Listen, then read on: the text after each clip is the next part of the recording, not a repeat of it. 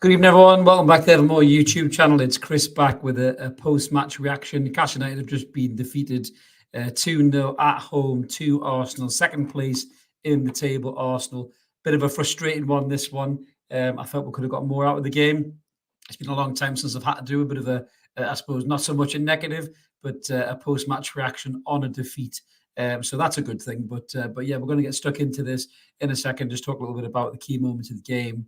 Obviously, where we lost it and where the issues may or may not have been. But we'll get stuck into this in a minute. Just before we do, a little reminder, if you're new to the channel, consider subscribing. We'd love you to come and join us. We're over 3,220 subs now. So smash that button. We've got 2 weekly shows, Mondays and Wednesdays, and pop the videos just like the match reaction you're about to watch. And we are live tonight, so jump in the comments just as William has there. I couldn't agree with that more, William, to be fair, mate. But let's get stuck into it. So, I mean, the big thing about the game today was it finally happened. Weeks and weeks of people asking, weeks and weeks of people wanting. Eddie Howe decided to pick both Callum Wilson and Alexander Isak in the same side. And we were all very excited about it. Obviously, largely this happened because Sean Longstaff was injured. And that is pretty much the main reason that it happened. If that hadn't been the case, I don't think this decision would have been made. I'll get to it in a minute whether I think it worked or didn't work. But yeah, so we started quite strong, fairly strong 11. It was good to see Maxi back on the bench, to have something as an impact if the game was slipping away from us. And obviously Anthony Gordon was there as well. The only issue with that would be is if it didn't happen, and we didn't have a Wilson to come off the bench and maybe grab a goal for us, which again, I'll talk about that in a second. But yeah, the atmosphere, first before I get stuck into the game, the atmosphere was unbelievable, electric. The flags, the scarves, thunderstruck before the game. A lot of our squad members are there, so big shout out to all them who went. But it was brilliant. It reverberated through the TV, wherever you are in the world watching it. Obviously if you're in the Gallagher or the Leazes End, or you're in a Milburn stand, you would have loved it. If you're watching TV, you would have loved it. That's what Newcastle United's all about. There was a great piece from Sky with Shay Given. We went back to the ground. We'll talk a little bit about that, I think, on what's going on Monday night with Mark. But yeah, it was a great atmosphere and the crowd was rocking. We were up for it. We were bang up for it. We started the game. Arsenal got the kick off and, they tried to take control. They tried to suck that energy out of the crowd. But as soon as we won the ball back, that intensity was there again. We were right bang at them. Murphy hits the post early on with a decent strike. And you're thinking, oh, come on, we're up for this. And then we did rattle Arsenal a little bit. Their centre half, number 15, is it Callimore, I think it is. He looked rattled. There's no doubt about that. They're still missing Saliba massively. And we looked like we were right up for this game. Isak wasn't getting a great deal of the ball, I didn't feel, in the first half. And then, shortly after that, Odegaard, ball forced Odegaard at the edge of the box. Brilliant footballer. First time shot, puts it in the back of the net through Botman's legs. Now, I've got a couple of issues with this goal. The first issue that I have is we don't press out quick enough for the goal. Odegaard drops off. He's about 25, 30 yards out. He's got that quality. He's got that ability. Not one player gets out quick enough. Joe Linton eventually gets out to him, but it's too late. And by that time, it's in the back of the net. For me, just that was frustrating. I felt throughout the course of that first half, Isak was quite isolated on the left-hand side, but invariably the whole game was lost here. But in the first half in particular, Jorginho's use of the ball was superb, second to none. That's a shrewd signing by Arteta. I've got to say that. That's one of them signings where you've got to applaud the guy for making it. A lot of people might have raised an eyebrow or two when they signed him, but what a great footballer Jorginho is. He just kills it. He uses it so well, doesn't waste the ball. Xhaka, I'm still not a fan of Xhaka. I know he did all right. He put some great challenges in the day. Spent more time on his back than fucking Jordan. But he had a decent game. But I think Odegaard and Jorginho just bossed the midfield. I thought Joe Linton and Bruno were poor. In the first half, in particular, Bruno's caught out of possession way more times than he normally is. Joe Linton was slightly better. He was putting that press on. He was putting that energy on. Ref was blown up for everything, really, for Arsenal, in all fairness. So that was poor. We go in, obviously, 1-0 down at half-time. We're quite lucky, too. Nick Pope pulls off, in my mind, probably about 3 brilliant saves. Willock has a couple of chances as well. A brilliant save by Ramsdale at the other end with his feet to deny Willock. Again, with Joe Willock, he's He's got the ability to beat a man. He's got the legs. He's got that pace. He can tuck inside. He's just missing the finish. If Joe Willock can sharpen up his finishing, he can get 10 to 12 goals a season for me. He gets in so many good positions. There was one point in the second half, Alexander Isak was talking to him, trying to calm him down, but Willock needs to put those chances away. He really does. So yeah, just moving to the second half. Obviously we come out, we're totally unchanged. We're still in the same. We're keeping Isak and Wilson. Let us know what you guys think about Wilson today. I thought Wilson was relatively anonymous. Didn't really get on the end of anything. The ball wasn't sticking to him a great deal. I think it was quite clear for me, probably about even maybe 30, 35 minutes in, that this Isak on the left wasn't working. That Isak would be more dangerous through the middle. But obviously we stuck with it. There was a couple of chances. Isak beat a man, found some space. We started the second half quite brightly as well. Isak hits the post, ironically, from a flick on from Callum Wilson again. Shaw has an unbelievable header that Ramsdale pulls off, a world-class reactionary stop from. I've got to give it to him there. I had no idea how the fuck he even got to that. I thought it was in the back of the net. And then, just as a sucker blow, goes up to the end. Martinelli with that pace. Nobody seems to be in shape, in position to get back to get there. And then he puts it in, and Shaw puts it in the back of his own net, and the game ends 2-0. I mean, big talking points from the game, obviously the pen in the first half. I was pissed off when I first saw it. We were in a chat group all talking about it. But when you see the replay, in all fairness, it does hit his thigh. You can see his shorts move. It hits his thigh, then hits his arm. If that was our player, we'd probably be a bit disappointed if that was given against us, in all fairness. But yeah, just a really frustrating game. I felt like we had chances to get back in that game. I think if we're more clinical with them, I think we do get back in that game. Maxi come on and look lively in the second half, wanting to make something happen, as did Anthony Gordon. If there's any criticism of Eddie, I think you left it a bit too late. I think you could have possibly brought them on 10, 15 minutes early, maybe even before the second goal goes in.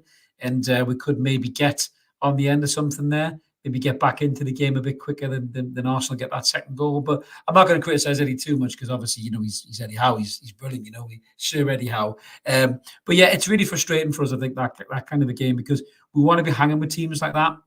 And for large parts of that game we were, but we just lacked that little bit of quality where they had it, with likes of Odegaard and Jorginho in particular. I think Bruno and Joe got quite hot-headed. I think they lost their composure. I love the pair of them. I love that passion. But I think today they lost their composure a bit. Joe Linton had to get calmed down by Jesus at one time, who's a right shithouse, by the way. I loved it when Shaw elbowed him and he screamed like a fucking bitch, which was quite embarrassing for him. But yeah, Bruno was sloppy in possession today. Joe Linton was losing his head a bit. Trippier was even getting a bit wound up as well. Kept his cool relatively, but yeah, got a bit wound up as well. So yeah, I think it's one of them games where got to learn a lot of lessons from this and take it into the next few games. A few comments in there. Les is in the house. Good to see you too, Les. Your prize is on the way, mate. Don't you think we forgot about you? Yeah, Gibbo saying evening balls as well. William saying if we take the amount of fight and final games, we'll be fine. I do agree with that. Mark saying it's strange how much time wasted. Did consider Arsenal. Arteta was so angry at the Emirates game. Do you know what it is, Mark? You're right. Ramsdale took that long to take his goal kicks. I was beginning to think it was the 29th of May bank holiday by the time he actually fucking took one. But according to the Sky commentators, it was game management. According to when we do it, we're in Slytherin as dark arts. So yeah, that kind of media agenda against Newcastle does seem to have a bit of weight behind it. Geordie Jack saying we can't be that unlucky with shots every week. I know you're right, mate. We did have loads of shots, and on another game we probably get back in that game and maybe even go ahead.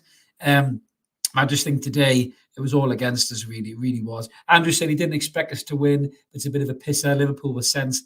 There's an opportunity there. Yeah, everyone's a bit worried about Liverpool. I've seen there's a bit of a meltdown on the socials about this. I mean, listen, we've got Leeds next. We've got Leicester as well. I mean, you've got to look at those two games.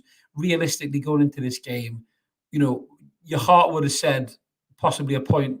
So your heart wants to win. Your head would have said a point. We lose this game. It's not the end of the world. We bounce back into Leeds. Look what we did when we lost against Villa. And we were terrible that day. We were better today than we were against Villa. When we got beat against Villa, Eddie got them on the training park. We'll come back and absolutely annihilated Spurs. If we go into Leeds with that mentality, with the spaces that they leave at the back, we will batter Leeds, absolutely batter them. So I'm confident that the lads will get back into it against Leeds and Leicester. And if we get them 2 wins, we're looking good for the top four. And obviously, if Manchester United win, which isn't a given, they didn't win the other day. If Manchester United win, they go ahead of us. But I do think that Liverpool have still got a lot to do to get us out of that top four. And if we win against Leeds and Leicester, then I think we've got a good chance of finishing top four. Yeah, Mark's saying they are a massively dislikable team. They are. I mean, Xhaka in particular. I mean, I've never liked Xhaka anyway, but he was a right fucking shit house today. He really, really was. I don't disagree with that. And yeah, he's agreeing that, too much space for Odegaard. Joe was far too deep. BT's in the comments. Good to see you too, BT. Yeah, William, I don't disagree. We need a central defensive midfielder and a left back. There was times in that game where that was so self-evident. With the goal with Odegaard, if you've got a proper number 6, a defensive midfielder, Declan Rice type player. I'm not saying as good as Declan Rice, but that type of player, he smells that danger and he's out to that shot way quicker and he blocks that shot. There was one person that we did miss today, I felt, was Sean Longstaff. Yet again, that midfield had a massive Sean Longstaff shaped hole in it. He might have got out and got an Odegaard's face for that shot, but when Sean Longstaff's there, it allows the Brunos and the Joe Littons and the Willocks to play more of their game. They were having to muck back in and defend a lot more. And I think because of that, they were possibly rushing their pass a little bit, trying to make something happen a little bit quicker. And I think for me, that led to a lot of counter-attacks by Arsenal. We were our own worst enemies today with the passing. The passing was really off. I haven't looked at the stats. We probably will on Monday, me and Mark, but the actual successful passing stats today will be very low because I just don't feel a lot of them passes went anywhere, if I'm honest with you. But yeah, I agree with you, William. I think those two positions massively need addressed today. Jake saying it's frustrating. We had no luck today. He thinks it was a pen. Core instinct was to use his hands. I can see why you're saying that, mate. It did hit his thigh. But I think, to be fair, like I said, if it was one of our players, we would feel a little bit, hard done by if that was the case. BT saying that the through ball between the defence is constant. It's an issue we need to deal with. You know what? You're right, BT. I've noticed that quite a lot. I don't know where the problem lies. I thought Trips did okay today. There was times where Burns' lack of quality really shone today. I think especially with the counter.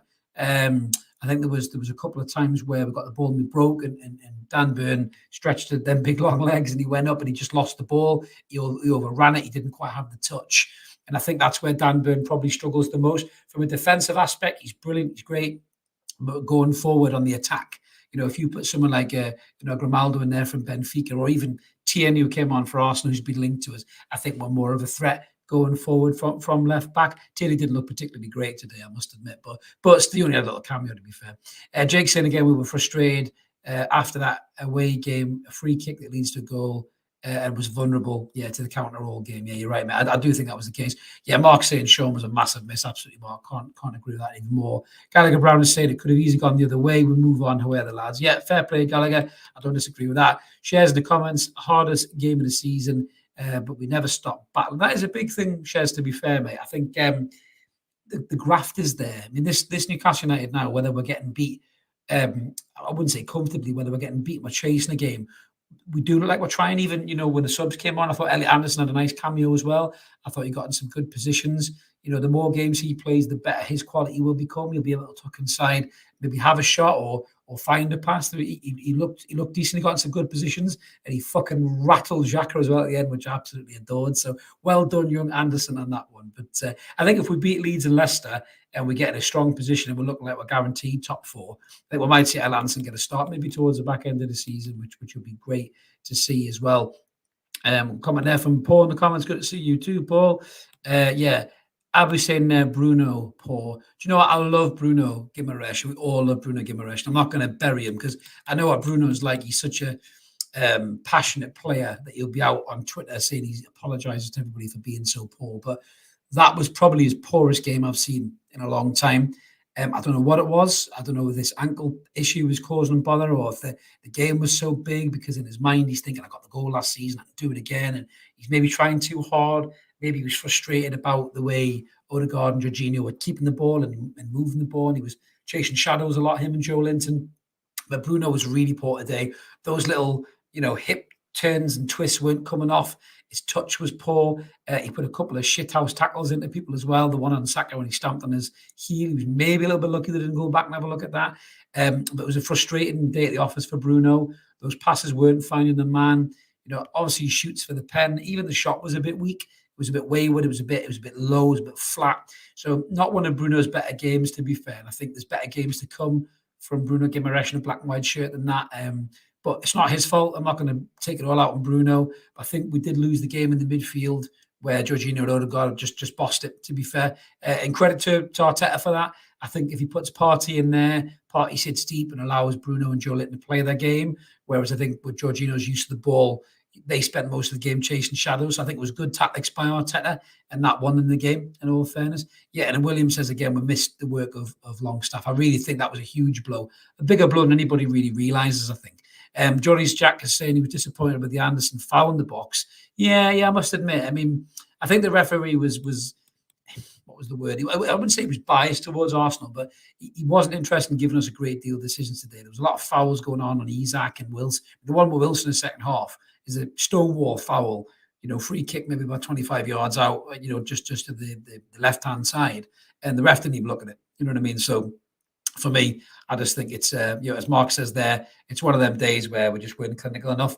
And they were, and they took their chances, and then we've lost that game. Like the Liverpool game, very similar to that, really. But Liverpool were dreadful in that game. Arsenal were better than Liverpool were when they came to town. And we lost that game, obviously, with the mad Nick Pope stuff. He nearly did something mad today as well. After all his brilliant saves and great work, that pass to just clip Saka on the way out. Jesus Christ. You're right, Gallagher. I think Longstaff is crucial. He's become one of them players. It's a little like James Milner was at Liverpool and at City, where people go, James Milner, so Longstaff. But he's that pivotal to the side. Without him there, all of this just doesn't work.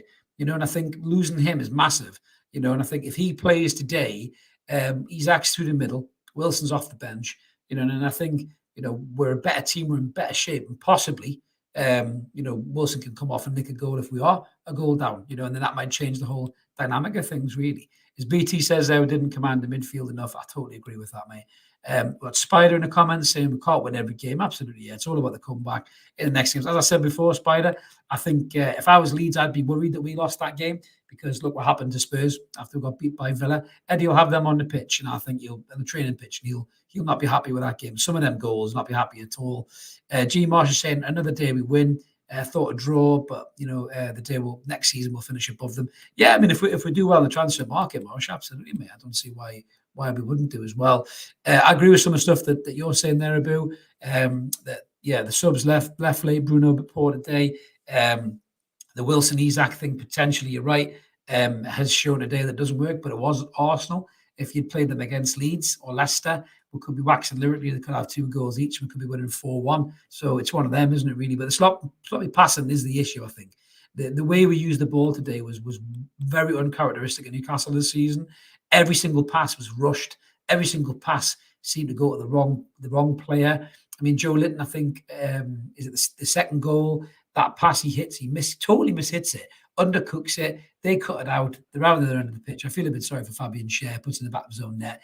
And I just think that the lads didn't need to rush the play like that. It almost seemed that they were panicking so much to get back into the game, and we're not normally like that this season, So I think lessons need to be learned there about in-game management and the mentality of in the game. Don't rush your passing. Your passing's good enough. Just knock it side to side, soak up a little bit of pressure like Arsenal did, and then look for your pass. Too many times the ball come to them and Joe Linton's get it off, Bruno's get it off, move. And because they're undercooking it, it's going to an Arsenal player, and that needs to stop. Because we will get caught out against big teams like that, Leeds and Leicester, whatever, you may recover. But against, Arsenal, you're gonna get stung. I must admit, speaking of recovery, by the way, I don't know if everybody's seen this, but Alexander Isak tracked back and tackled Saka, and it was unbelievable the tackle that he put on him. I just love Isak so much. The second half, he was much better, I must admit, when certainly when he was able to find a bit more space in the game. We've got a comment there from Rob, all the way from New Zealand. Good to see you, Rob. Bruno and Joe off today. I do agree, mate. Losing's not the end of it, though. The boys will be fired up for the final run. I totally agree with Rob. Thanks for watching, mate. Subscribe if you haven't done already, bud. But yeah, I do think you're right. I think that Leeds and Leicester are going to get the wrath of this. I really do believe that. George is in the comments saying the passing was wayward, deserved the result, needed Sean. Unfortunate but fair. Yeah, I don't disagree with that, mate. Comment from David, it screws the whole team with no Longstaff in. Absolutely another one for Sean.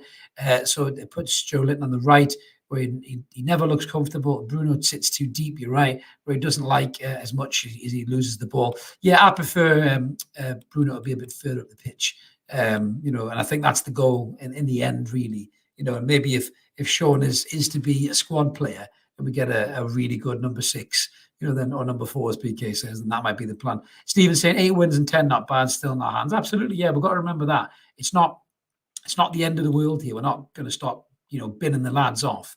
It's frustrating today, but we've got chances to get into that game. We've got chances to get a draw, and we just don't take them. On another day, we do, and we're sitting there in a 2-2 draw, possibly, or even a 3-2 win. Kit Core saying Bruno was slow and careless today, and Pope should have saved the first goal. I think I'm not blaming Pope too much, because I don't think he thought the shot was coming. I thought he thought it was going to be closed down by Joe Linton. It was too slow out, and then Botman does some kind of weird fucking river dance move with his legs, and it just goes straight through the middle of his legs, and before Pope knows, it's past him anyway, really. So yeah, I just think I'm not going to blame Nick Pope too much for that one. Comment from Les saying that Ramsdale saying Arteta showed them a clip in their dressing room after we demolished them last year's motivation. Well, I mean, that's good management, though. Eddie Howe's done a similar thing as well, to be fair. But I just think that they were up for it today. I think they managed it quite well for a young side. I think maybe those memories of last season were fresh in the mind. Credit the fans' atmosphere was brilliant. I think when we went 1-0 down, it did get flat, very flat, and I think that's potentially why some of that uncertainty was creeping in. I'm not blaming the fans for the players sloppy passing. I mean, the players have control at themselves, but yeah, the atmosphere did drop a little bit off. It did pick up a little bit later, to be fair to the fans, but yeah, I think it's definitely some of that. Yeah, Sean, that's a fair shout. Bruno does need that competition, keeping him fresh, so he keeps on top of his game. And we're seeing close game, but no Longstaff again in the midfield. It doesn't connect properly. We need to figure out a way to score from corners. Mate, honestly, how much does that wind you up? We've got 3 or 4 6'5" lads in, and they can't head the ball to save their fucking lives. Honestly, it's driving me up the wall. It really is. I'm not even blaming Trippier's service here. I think it's good crosses he's putting in. Not one of them gets the right header off. Unbelievable. Got Billy in the comments. Good to see you, Billy. Went too gung-ho early. Lessons to be learned. Absolutely, mate. We are still learning to be a top side. We haven't got experience of being a top 4 side. None of these players do, not a single one of them. And I think it is a good point, Billy, that we need to, learn how to manage these games. Next season, when we play these kind of games, we'll be better for them, 100%. Same as we were against City when we drew 3s each. We should have won that game if we had those players to win those games, like a number 6, number 4, drop deep and sit deep and stop, De Bruyne making that pass for the winner. For the leveler against City at home. We win that game. The Liverpool game, we maybe win that game or draw that game. Today, we win or draw this game. So it's all going to come with experience and, more experienced players in the park. Look what Jorginho's done for Arsenal. Experienced player in amongst a bunch of young players. He's made them tick. He's pulled them together, and he gives Arteta that option. Eddie Howe needs to do a similar thing. PK said it right. I'd love to sign Kante from Chelsea for one season. What a player he'd be to drop into a team like that and just drop him as a 6 and stop this kind of shit happening. It would be a fantastic signing. Sensible saying that we have to accept we're outclassed today. The benefit is the management owners can see where the deficiencies are. Absolutely, mate. That is a great shout as well. Lee is saying VAR would have given them a pen if it was for Arsenal. Yeah, there's a little bit of that, but I understand where you're coming from there. Again, Isaac is a waste out wide. I think we can see that. I really could. Yeah, thanks, Gibbo. Like and subscribe, everybody, if you haven't already. You'll be getting a job off Mark soon, mate. George is saying fine margins at the top. Absolutely. William's just shouting out there. He's got a DM in mind. Manuel Ugarte. And there's talk about Thuram as well. There's been a lot of links to Thuram this week, who looks a good player, so he could do a good job. I quite like the boy from Southampton of the week as well. He looked quite good. The 19-year-old kid. Name escapes me, look really good. John saying Trippier's deliveries have been gradually getting worse in the last few months. He rarely beats the first man in front of goal. I think he put a good few in today. It's interesting that little slip he made on Ward-Prowse. We'll talk about that on Monday, but that could be interesting if Ward-Prowse comes in that side, because maybe his delivery could be a little bit better going forward. We've got a comment there from is it Laz H? I can't believe we lost that game. I don't think Arsenal played that great. They just came a bit fall down. Yeah, like a deck of cards, time wasting sheets. I don't disagree with that. They did have what they call game management, or dark arts, as we get labelled at it for today. But yeah, it's one of them things. I think Arsenal learned the lesson from last season, and they did manage that game as well as they could. Ken was saying that we need to get a carpenter to shave off those posts. Absolutely, mate. Get the old sand and block out. David saying, I don't like our run. Leeds fighting for their lives. First game, yeah, Big Sam, that is a worry, that, mate. Chelsea picked up a little bit as well, but you like to think we can get the job done against Leeds and Leicester. We're going to be all right. Ken was saying, wonder if the media will make reference to dark arts. I doubt it, mate. They called it game management. They only called dark arts when Alec thought Arsenal deserved the win. We created a good few chances. Unlucky to hit their post twice too. Yeah, I mean, I think Murphy's shot in the first half, a decent effort, hits the post. Obviously, the Isaac header, he kind of come to him quite quick. I think he controlled it as best as he could. Obviously, Shaw with a great save. So those chances were there today. With slightly better quality on a slightly different day. Newcastle maybe end up getting a draw or possibly getting back into this game and even stealing a win. But, it's a bit of a reality check, I think, at times when we play against teams like this. They're pushing for the title. They're only a point away from Manchester City. They've been brilliant all season, so we can't be too despondent about this. We have to use it as a learning curve. We've only been beat 2-0. We're lucky not to get at least one back in the game. So it's a really tight game. It looked like third against second. We belong in that company. We belong in that top four picture. That's what I take out of this game. I think with a bit more quality, a little bit more composure from our lads, I think, we can manage these games a little bit better. The impact players look good off the bench. I was excited to see Maxi and Gordon come on and look sharp and look good. So that's a good thing. And I think, the fitter they get, the more of an impact they can make, and that can give us something to be positive about, going into the running of the last few games. But that's me done, guys. Just a real quick one today. Thank you so much, everybody who's jumped in the comments. Really appreciate it. Always helps the episodes tick over. And if you can, please subscribe, smash that button, come and join us. Like the video as well. Helps get the channel around YouTube. Really helps it grow. We're flying at the minute as a channel. So much love to everybody who's clicked that button and come and join us. And have a cracking night, everybody. Whatever you're doing, let's keep supporting that team. We'll call United. Me and Mark are going to be back tomorrow night at 10 o'clock with what's going on. So until then, I'll catch you all later. Cheers now.